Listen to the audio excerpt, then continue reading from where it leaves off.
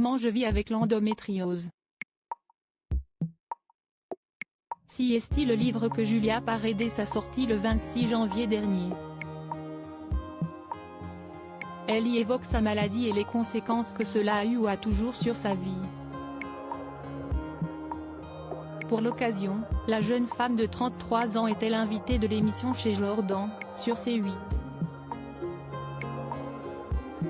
Outre le sujet chirurgie esthétique, elle a fait une terrible révélation sur son passé amoureux. Julia Paredes ne l'a jamais caché, elle a eu recours à 2 augmentations mammaires, une rhinoplastie, s'est fait poser des facettes et fait des injections. Lors de son passage sur le plateau de l'émission de Jordan de Luxe, Julia Paredes n'a donc pas échappé à ce sujet. Et elle a fait face à une photo d'elle avant d'avoir recours à la chirurgie esthétique. L'occasion pour elle de se confier sur son mal-être à l'époque, ainsi que sur les moqueries qu'elle a subies lors de son enfance. Mon nez avait une énorme bosse, il était long. J'ai eu le droit à Pinocchio, Cyrano de Bergerac pendant des années. Pendant mes années collège et lycée. Du coup, ça te rentre dans la tête. Et là, tu te dis, tu peux te faire opérer, tu lui fais. Pour son nez, elle a déboursé 3 500 €. Et elle a en partie été remboursée, car elle avait une déviation de la cloison nasale comme elle l'a confié au présentateur. J'ai fait de la boxe.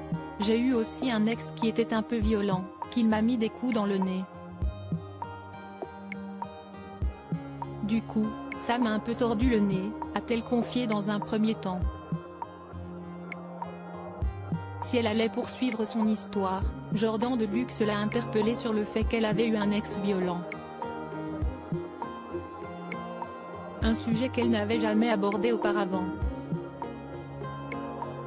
Pour la première fois, elle s'est donc livrée.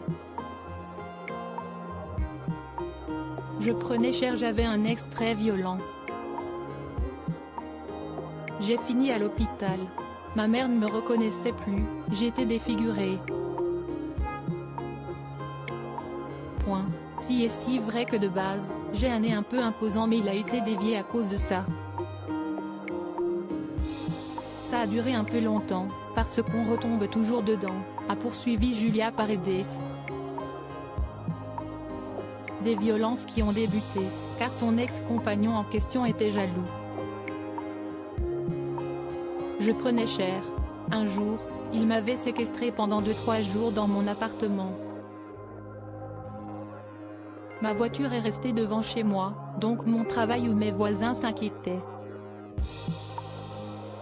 Et en fait, on m'a retrouvée complètement défigurée.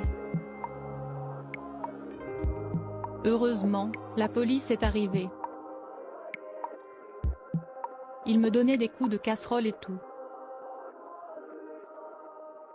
Je me suis dit, je vais mourir ici et personne ne le saura.